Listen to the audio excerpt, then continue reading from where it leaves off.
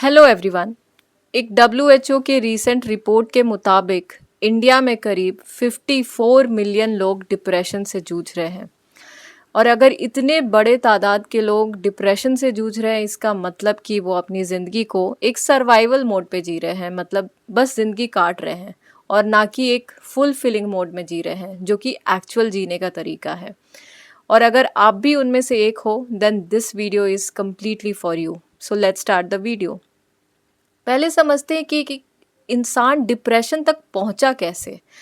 इसको समझने के लिए बस एक सिंपल लाइन आपको सुननी पड़ेगी, and that is a series of traumatic या painful events that has made the person strongly believe that nothing good happens for me. इसको अगर मैं सिंप्लीफाई करूँ या ब्रेक डाउन करूँ तो कहने का सिंपल सा अर्थ यही है कि एक इंसान जिसके लाइफ में बहुत बार बार पेनफुल या ट्रॉमेटिक इवेंट हुए हैं, जिसकी वजह से उसके अंदर एक स्ट्रॉन्ग धारणा आ गई है कि मेरे साथ कुछ भी अच्छा नहीं हो सकता है, मेरे साथ कुछ भी अच्छा नहीं होता है और इसीलिए मेरे साथ कुछ भी अच्छा नहीं होगा। और ये इतनी स्ट्रॉन्ग बिलीफ जब आपके अंदर है तो डेफिनेटली आप कैसे सर्कमस्टांस अपने लाइफ में अट्रैक्ट करोगे, वैसे ही अट्रैक्ट करोगे। और रिजल्ट यही होता है कि फिर आप उसी लूप में, उसी पैटर्न में फंस जाते हो। बट अब इसको, पैटर्न को तोड़ने के लिए कुछ एक पॉइंट्स मेरे पास है, जिसकी वजह से आई गेस आप अपने लाइफ से डिप्रेशन को ही सिर्फ ना हटाओगे, आप ज़िंदगी को, लाइफ को दोबारा फुलफिलिंग मोड में जीना शुरू करोगे। So if my few tips and tricks is going to help you, do let me no.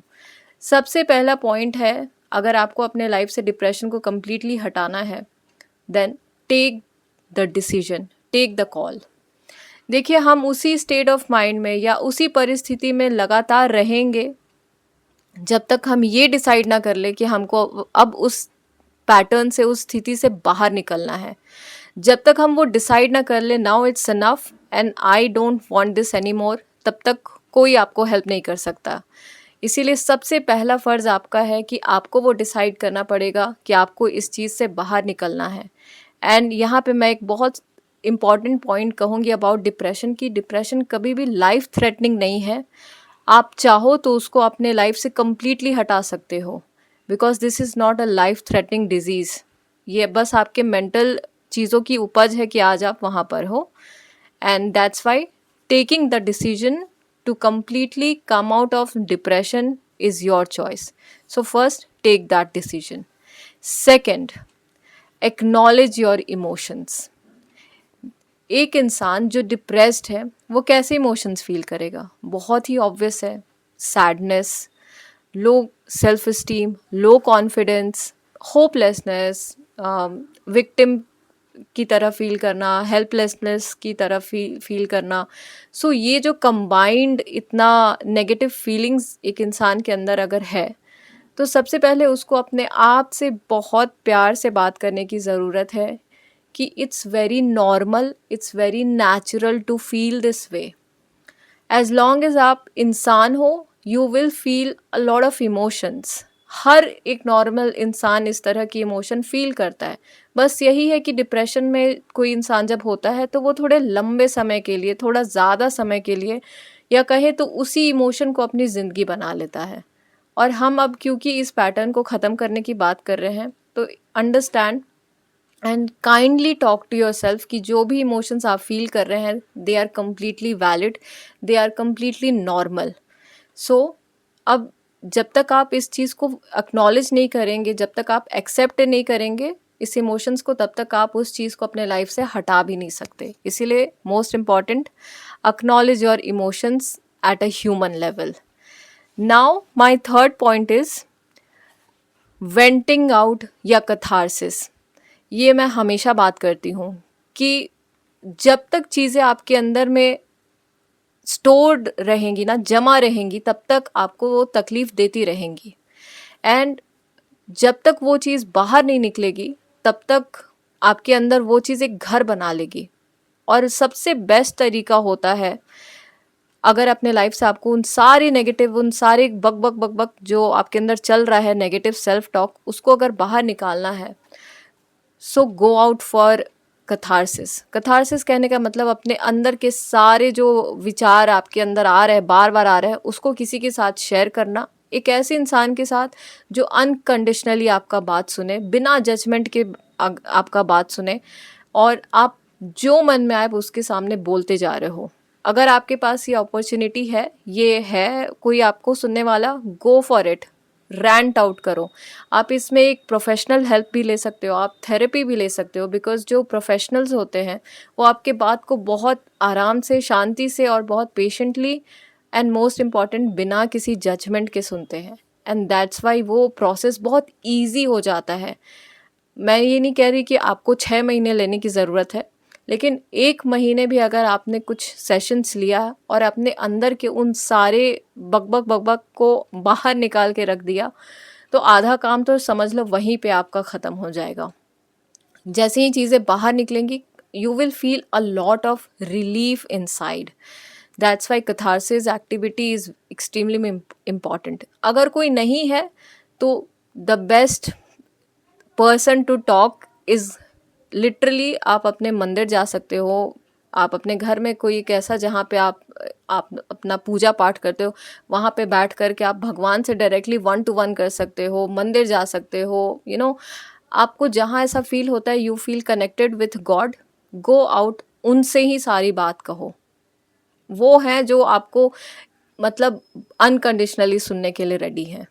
या फिर जो भी दिमाग में आ रहा है उसको लिखते जाओ, लिखते जाओ, लिखते जाओ। उस पेपर को फाड़ के फेंक दो, वो चलेगा, लेकिन लिखना इम्पॉर्टेंट है कि चीज़ों को बाहर आना बहुत ज़रूरी है। So do that activity, it will help you a lot. And now my fourth point is which is connected to my third point, that is healing. जैसा कि मैंने अभी कहा ना कि उन सारे बातों को बाहर निकलना बहुत ज़रूरी है, वैसे ही उन सारे नेगेटिव स्टक इमोशंस को भी निकलना बहुत ज़रूरी है। उन सारी नेगेटिव फीलिंग्स की जिसके बारे में मैं बात करी थी, जो एक डिप्रेस्ड इंसान फील करता है, उस इमोशंस को भी रिलीज़ होना बहुत ज़रूरी है। क्योंकि जब तक एक इमोशन स्टक अप है, वो आपको कभी ना कभी एक बहुत बड़ी बीमारी के रूप में भी दे सकता है, या आपको ज़िंदगी को वो कभी भी खुश तरीके से जीने नहीं देगा, अबंडेंटली आपको जीने नहीं देगा। इसीलिए उस इमोशंस का आपके अंदर कोई काम नहीं है, वो जस्ट एक डस्टबिन की तरह अंदर पड़ा हुआ है, एंड इट्स हाई टाइम कि उस चीज़ को बाहर निकाला जाए। And healing is the best way to do that. आप जो भी हीलिंग करना चाहते हो, होपोनोपोनो आप यूज़ कर सकते हो, आप पेन बॉडी हीलिंग कर सकते हो, सिंपली आप मेडिटेशन कर सकते हो। एंड अगर आपने कुछ अंदर ग्रज पाल के रखा है, कुछ एंगर है आपके अंदर, रिजेंटमेंट है, किसी से रिवेंज लेने का कुछ है, या आपके अंदर विक्टिम मेंटालिटी है कि आपको किसी और की वजह से आप इस तकलीफ़ में हो, then the best possible way is to forgive. Forgiveness एक ऐसा टूल है, एक ऐसा हीलिंग तरीका है जो आपको तुरंत पीस देता है, तुरंत आपको शांत करता है। फॉरगिवनेस जब आप करते हो तो आप अपने अंदर एक अलग ही लेवल का शांति एक्सपीरियंस करते हो। फॉरगिवनेस शुरू में आसान नहीं होता है, लेकिन जब आप हीलिंग के लिए बैठते हो, मेडिटेशन जब आप करते हो और आपके अंदर से वो जब पेन निकलते चला जाता है, तो फॉरगिवनेस अपने आप बहुत नेचुरली आसान हो जाता है। हीलिंग में आप ये भी कर सकते हो, आप मॉर्निंग में उठ करके, और इम्पॉर्टेंट है किसी नेचर वाली जगह पे, स्पेशली पार्क हो गया, कोई एक ऐसा जगह हो गया जहाँ पे पेड़ पौधे बहुत आपको नज़र आ रहे हैं, उस जैसे जगह पे जा कर के लॉन्ग ब्रीदिंग करना। मेडिटेशन भी कर सकते हो, बट अगर आप नहीं कर पा रहे तो लॉन्ग ब्रीदिंग करना इम्पॉर्टेंट है। दोबारा नेचर से कनेक्ट होना। एक डिप्रेस्ड इंसान जो सबसे ज़्यादा डिस्कनेक्टेड होता है वो खुद से और नेचर से।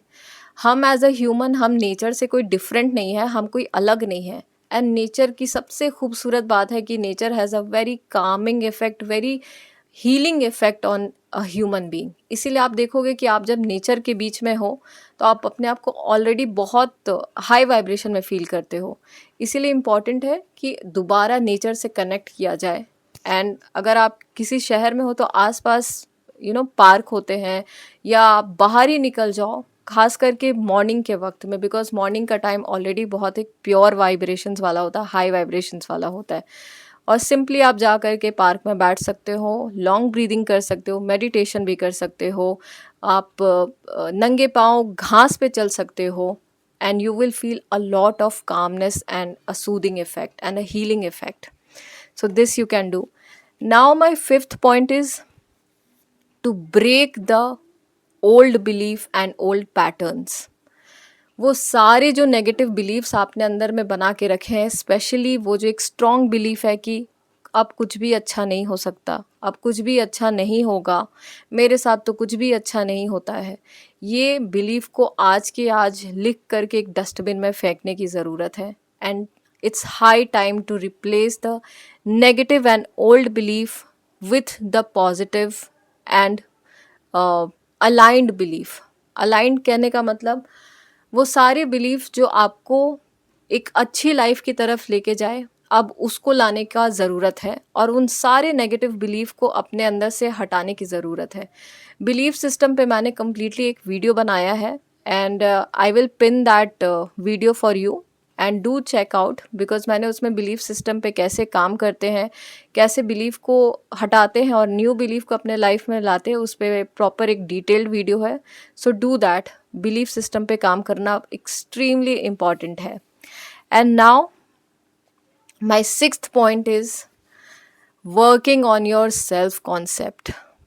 हम सबसे ज़्यादा डिसकनेक्टेड होते हैं खुद ही से. हम बाहरी लोगों को इतना सुन चुके होते हैं, बाहर के लोगों को, उनकी एनर्जी को, उनके बिलीफ सिस्टम को अपने अंदर इतना बसा लिए हैं कि खुद से ही हम कनेक्ट हो गए हैं. खुद खुद के ही हम थॉट्स को, खुद के ही हम अपने बारे में जो सोच रखते थे, उन सब को हमने हटा दिया, बिकॉज वी थॉट कि बाहर के जो भी लोग बोल रहे हैं वही सब सच है. But it's high time to reconnect with your self, and the best way to do it is by self love. A lot of extreme self love. अपने आप को थोड़ा डिटैच होकर के देखेंगे कि खुद को कैसे हम खुश रख सकते हैं, खुद को हम कैसे पैम्पर कर सकते हैं, खुद का हम कैसे केयर कर सकते हैं, खुद को हम ऑल द टाइम हैप्पीनेस में कैसे रख सकते हैं. हर वो चीज़ जो आप खुद के लिए कर सकते हो, जो आपको खुशी देगी, उन सारे एक्टिविटीज़ को इन्वॉल्व करने का हाई टाइम है. So do a lot of self love. Personality पे काम करना, खुद को ग्रूम करने का कोशिश करना, खुद को दोबारा एक हेल्दी लाइफस्टाइल में लाना. जो आपको अच्छा लगता है एक्टिविटी, ट्रैवलिंग हो गया, सिंगिंग हो गया, डांसिंग हो गया, नेचर में जाने का ऐसा कुछ हो गया जो आपको happiness they, do that. Self priority is the most important thing which you need to do. So जब तक आपका सेल्फ कॉन्सेप्ट वीक रहेगा, आप ऑब्वियसली लाइफ में कुछ अच्छा नहीं अट्रैक्ट करोगे. The minute the moment you will start working on your self, you will start attracting a lot of beautiful things. और सेल्फ कॉन्सेप्ट में बहुत इंपॉर्टेंट है, जैसे कि मैंने पहले भी कहा है, कि नेचर से, यूनिवर्स से दोबारा कनेक्ट होने की ज़रूरत है. हम नेचर का ही हिस्सा है, हम नेचर से अलग नहीं है. इसीलिए यूनिवर्स से कनेक्ट करने का दोबारा अपने लाइफ में प्रैक्टिस शुरू करें.